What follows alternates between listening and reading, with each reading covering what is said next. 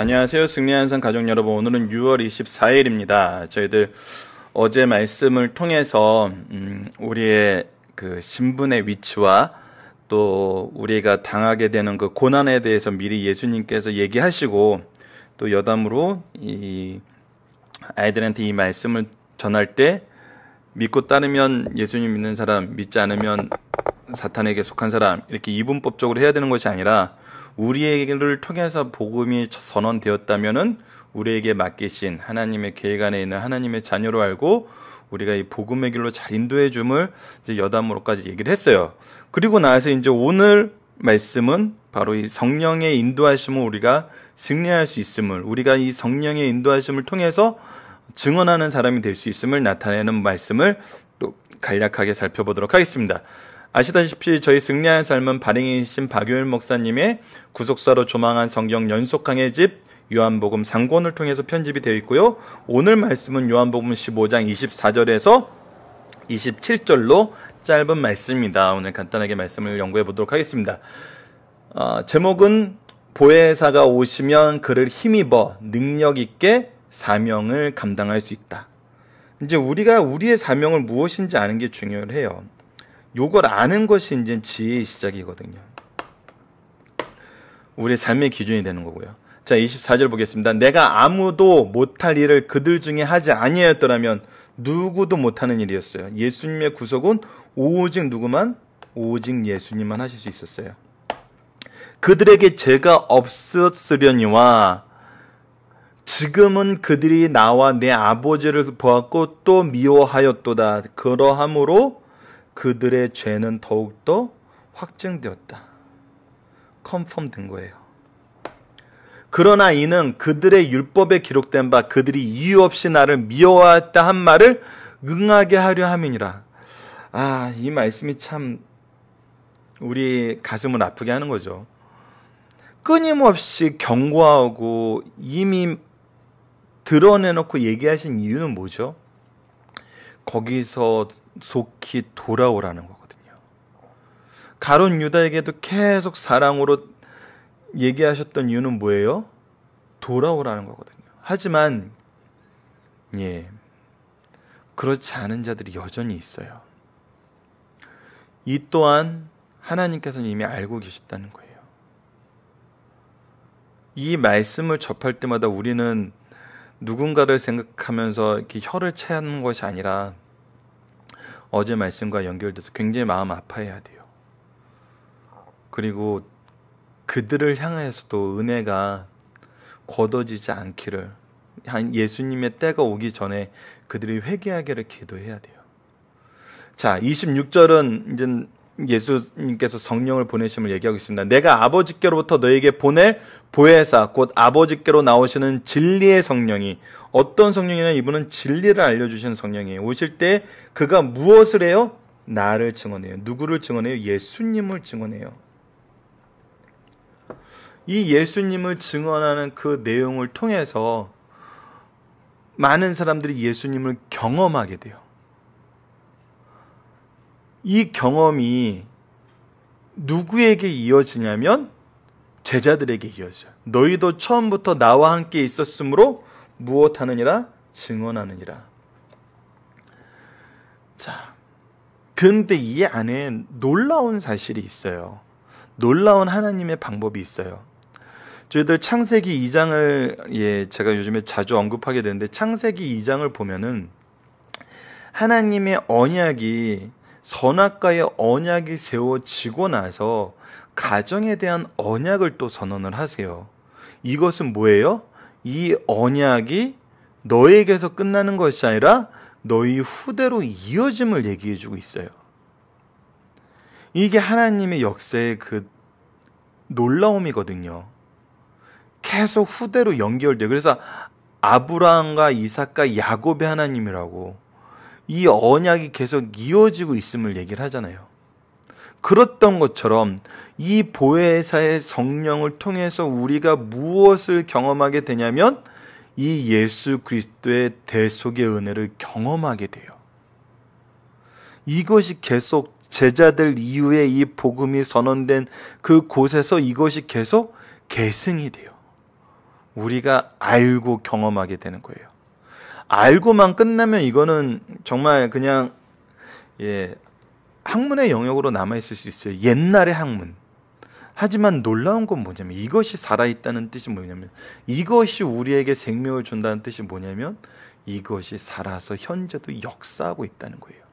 그래서 하나님이 가정과 교회를 통해서 하나님의 창조의 사랑을 우리에게 계속 증명해 주시고 있는 것처럼 예수 그리스도의 복음이 말씀을 통해서 우리의 가정과 교회에서 더욱 분명하게 경험이 되고 이 세상에서도 여전히 경험이 된다는 거예요.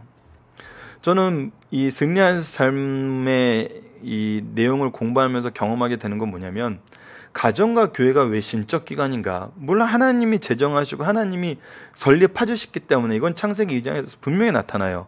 에덴으로 대표되는 교회와 가정의 이 내용이 가정교회 교회와 연합과 그 조화와 설립에 취지한 내용이 이미 하나님의 뜻임을 선언이 돼 있어요.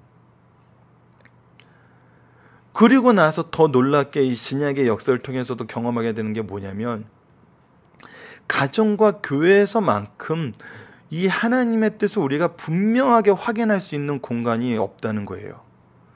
물론 온 세상, 온 족속에게 복음을 전하면서 우리가 그곳에서 하나님의 특수한 능력을 경험해요. 그런데 이 언약의 능력이 너무 분명하게 드러나는 곳이 바로 가정과 교회라는 거예요. 그래서 가정과 교회가 하나님의 뜻대로 이루어지게 돼 있다는 거예요. 그래서 하나님의 뜻을 거부하느냐 거부하지 않느냐는 어디서 더 분명하게 보이냐면 또 가정과 교회에서 분명하게 보여요. 이것을 우리가 알아야 돼요. 그래서 우리의 가정과 교회의 주인은 목사님이나 가장이 아니고 하나님이고 예수님인 거예요. 그것을 성령께서 계속 증언해 준다는 것을 우리가 염두에 둔 상태로 오늘 묵상을 한번 보도록 하겠습니다. 주님께서 나에게 주시는 성령의 은사는 나로 어떠한 일을 하도록 인도하는가? 이 부분은 저희 26절, 27절에서 나타난 것과 동일해요. 내가 아버지께로부터 너에게 보낼 보혜사, 곧 아버지께로부터 나오시는 진리의 성령이 오실 때 뭐예요? 그가 예수님을 증언해요. 그래서 너희도 처음부터 나와 함께 있었으므로 증언해요. 이 증언을 받은 사람은 또 뭐를 해요? 또 증언을 해요. 성령이 함께 하시기 때문에 성령의 증언을 힘입어서 예수 그리스도의 복음을 계속 접한 우리는 증언해요. 그래서 우리의 삶의 중심이 뭐예요? 증언자의 삶을 사는 거예요. 내가 어느 때 어디서 증언할 것이냐는 나에게 주신 달란트에 따라서 시대적 사명에 따라서 역사적 사명에 따라서 환경에 따라서 달라질 수 있지만 변하지 않는 직업은 뭐예요? 증언자라는 거예요. 증언자라는 거예요. 증언해야 된다는 거예요. 이것이 어렸을 때부터 가지고 있는 사람들이 명문가를 이루는 그 씨앗으로 자라는 사람들인 거거든요. 증언하고는 상관없는 삶을 살면서 나 잘되게 해달라고 하나님께 간구하는 거는 좀 강한 분들은 저 큰 나무에 정말 생수 하나 갖다 놓고 비는 것과 뭐가 다르냐고 물어봐요. 도대체 너희들이 믿는 하나님은 무엇이냐고 물어봐요. 왜? 하나님의 방법과 내용은 증언하는 삶에 포커스가 맞춰져 있는데 그리고 그것을 이루시고 그것을 가르쳐주기 위해서 이렇게 말씀으로 직접적으로 우리에게 얘기하고 있는데 우리는 다른 하나님을 원하는 거거든요. 다른 구세주를 원하는 거거든요. 그러니까 언제든지 내 궁합에 맞는 다른 종교를 찾아갈 수 있는 거거든요. 언제든지 이 하나님은 버릴 수 있는 거거든요. 왜? 내가 원하는 걸 얻으려고 하기 때문에. 그런데 정말 놀라운 것은 우리의 가정과 교회의 본질이 뭐냐는 거예요. 바로 증언한다는 거예요. 이 증언을 가르쳐 준다는 거예요. 이것은 그냥 단순히 가정에서도 여러분들 내가 아이들에게 가르치는 거, 내가 아이들에게 전하는 거, 이 전한다는 행위, 가르친다는 행위는 무엇인가의 내용의 차이는 있지만 그 행위는 연속되는 것을 볼 수가 있잖아요. 특히 더 사랑한다고 더 자녀들이 잘 되길 원하는 부모님들은 이 부분에 더 많은 경험을 가지셨을 거예요. 그래서 가르친다는 행위는, 증언한다는 행위는 특별한 게 아니에요. 그런데 복음이 우리에게 전해주는 건 뭐예요? 예수 그리스도를 가르치느냐, 나의 의를 가르치느냐, 이 둘 중에 하나란 거거든요. 둘 다 취하는 길은 없어요. 이것이 너무나 분명하게 성경이 가르쳐주는 거라 우리로 하여금 회개의 기회가 너무 많이 발생함을, 회개해야 될 내용이 너무 많음을 깨닫게 하는 거죠. 이 내용을 묵상하시면서 저희들 앞으로 다락방 강화의 내용을 끝까지 한번 묵상하시는 승리하는 삶 여러분들 되길 원합니다. 자, 본문의 중심 사상을 보고 마치도록 하겠습니다. 유대인들은 너무 많은 것을 받고 누리면서 메시아를 거부하였어요. 이것을 보면 무엇이 생각날까요? 어떤 특권이나 축복을 거부하면 그 죄에 대한 책임을 면할 길이 없다는 거예요. 축복이 더 큰 죄의 제목이 되는 경우를 봤잖아요, 우리가. 가룟 유다. 성경은 많이 맡은 자에게 많이 달라 할 것이다라는 누가복음 말씀과 주인의 뜻을 알고도 준비하지 아니하고 그 뜻대로 행하지 않은 종은 많이 맞을 것이라는 이 예수님의 선언을 우리가 기억을 해야 돼요. 지금 가진 영적 특권, 영적 은혜는 큰 영광이지만 그냥 지나가면 큰 화근이 되어 징계와 멸망을 자초할 수 있다는 거예요. 이건 자초하는 거예요. 미련한 거예요. 성경은 이런 걸 미련하다 그래요. 스스로 지혜 있다고 생각하지 마세요, 여러분. 우리 아이들의 신앙을 포기하게 만들고 하나님과는 멀리 떨어지게 만들면서 나는 미래를 열심히 준비시키고 있어, 나는 우리 아이들을 최선을 다해서 사랑하고 있어, 이런 얘기는 점검하셔야 되는 부분이 많다는 거예요. 내가 나의 의를 세우고 있나, 하나님의 의를 따르고 있나. 자, 다음 말씀을 보도록 하겠습니다. 보혜사가 증거하시면 모든 이들이 그리스도를 주라 시인하게 된다는 거예요. 이것이 놀라운 거거든요. 우리에게 역사하시는 영이 여전히 진리의 영께서 우리와 함께하고 있다는 거예요. 우리가 혼자가 아니라는 거예요.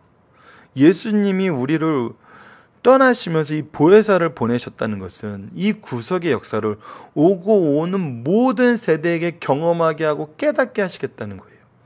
그래서 할 수 있어요. 이거 불가능한 게 아니에요. 과거에 있는 사람들만이 할 수 있는 게 아니에요. 우리 부모님 세대나 특별한 은혜를 받은 게 아니에요. 우리에게도 우리에게 합당한 은혜를 준비하시고 이미 계획하시고 실천하고 계신다는 거예요. 사도행전 8장 25절에서 39절 말씀을 보면 빌립의 전도가 있었지만 성령께서 에디오피아 내시의 마음을 여실 때 그는 말씀을 받아들이고 세례를 받았어요. 우리 주변에서도 인간적으로는 좋으나 영적으로는 마음 문이 열리고 하나님의 뜻을 깨닫지 못하고 역행하는 자들이 있어요.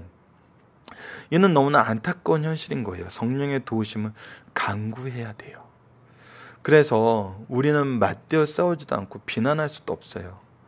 기도할 뿐이에요. 그리고 전할 뿐이에요. 교육자의 위치, 말씀 리더의 위치는 누군가에게 천금을 전가시키는 게 아니에요. 나의 제자의 가정에서 이 복음의 증언이 교회에 나오지만 증언되고 있지 않다 했을 땐 내가 이 책임감을 느끼는 거거든요. 나에게 이 책임을 감당할 능력을 성령께서 인도하시는 걸 우리가 봐야 되는 거죠. 그래서 우리는 비난할 수가 없어요. 오히려 나에게 맡겨진 영혼들을 잘 인도하게 해달라고 겸손히 간구하고 애통할 뿐이거든요. 자, 주님께서는 사도들을 세상에서 그리스도를 증거할 자로 임명하셨어요. 그들은 처음부터 그리스도와 함께 있어 그분을 가장 잘 알고 있었기 때문이에요. 그리스도의 증인이 되려면 그리스도를 알아야 돼요. 그리고 체험해야 돼요. 아는 건 무엇을 통해 알 수 있어요? 말씀을 통해서 알 수 있어요. 체험은 무엇을 통해 알 수 있어요? 성령의 역사하심을 통해서 알 수 있어요. 결국 알고 체험하는 모든 것에 누가 안고 계세요? 성령께서 함께하고 계세요. 그 성령께서 함께하고 계심을 우리는 눈을 들어서 보면 알 수 있어요. 우리 주위에 이 말씀을 가르쳐 줄 분들이 너무 많아요. 한국처럼 교회가 많은 나라가 어디 있어요? 말씀을 배우고 싶으면 언제든지 어디로든 갈 수 있어요.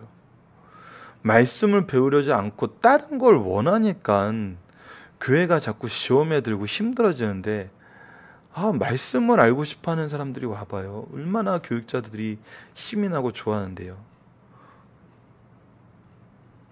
사도들은 보고 들은 바를 전해야 한다. 사도 이후 증인들이 그리스도를 체험하는 방법은 말씀의 교제를 통해서, 예수님과의 사귐을 갖게 됨을 통해서예요. 자, 요한일서 1장 1절로 3절 볼게요. 태초부터 있는 생명의 말씀에 관하여는, 이거는 태초부터 있었어요. 우리가 들은 바요, 눈으로 본 바요, 자세히 보고 우리 손으로 만진 바라.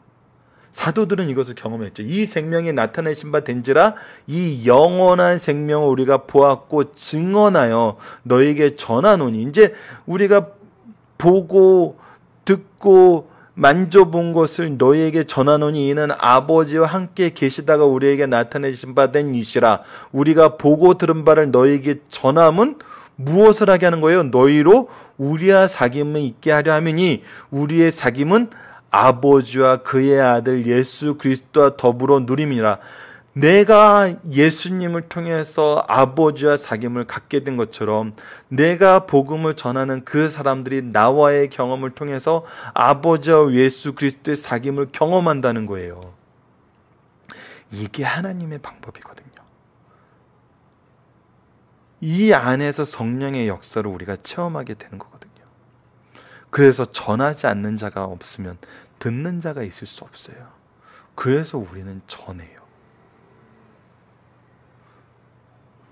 이게 너무나 자연스러워요.